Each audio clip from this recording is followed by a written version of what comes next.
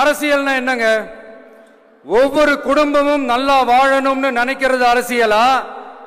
இல்ல ஒரே ஒரு குடும்பம் மட்டும்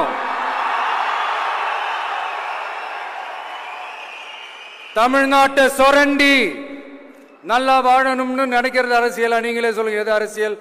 எல்லாருக்கும் நல்லது நடக்கிறது தானே அரசியல். அதுதான் நம்ம அரசியலும்.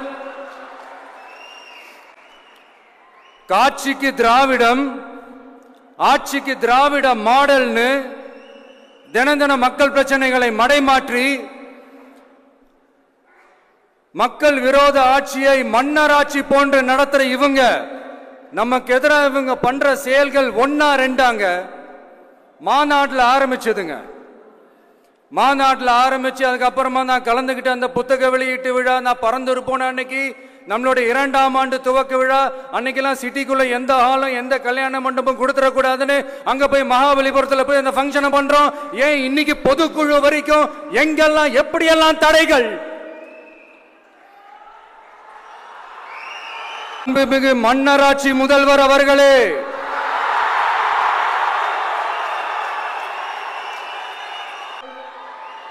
உங்க சீக்ரெட் ஓனர் அவங்க உங்களுக்கும் மேல மாண்புமிகு திரு மோடிஜி அவர்களே,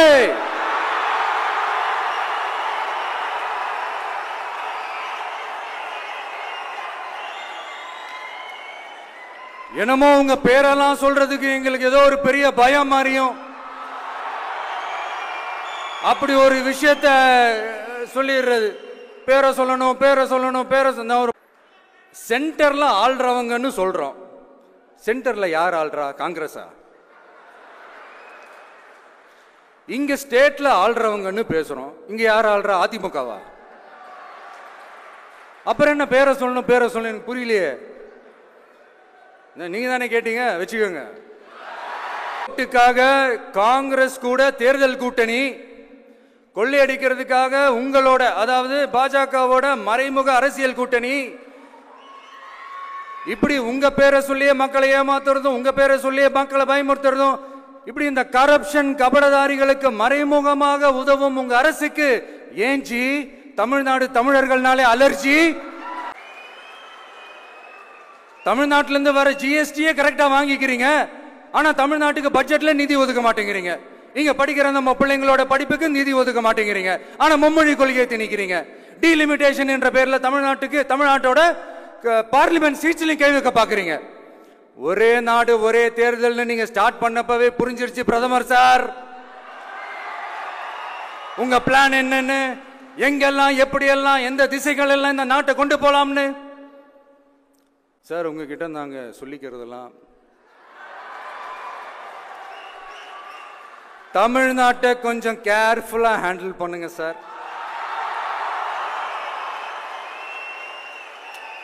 ஏன்னா தமிழ்நாடு பல பேருக்கு தண்ணி காட்டின ஸ்டேட் சார், பல பேருக்கு தண்ணி காட்டின ஸ்டேட் சார். பார்த்து சார், பார்த்து செய்யுங்க சார், மறந்துடாதீங்க சார். தமிழக வெற்றி கழகம் தலைமையிலான அறுதி பெரும்பான்மை பெற்ற ஆட்சி, அதே சமயத்தில் அதிகார பகிர்வுடன் கூடிய ஆட்சி. அப்படி இந்த ஆட்சி அமைஞ்சதும் பெண்கள் பாதுகாப்பை 100% உறுதி செய்வோம்.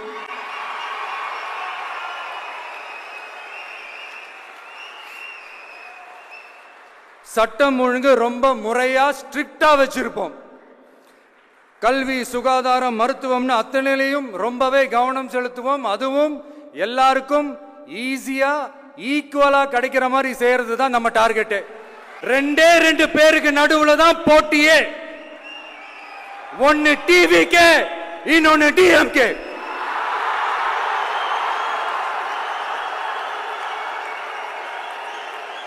கான்பிடண்டா இருங்க, நல்லதே நடக்கும், வெற்றி நிச்சயம்.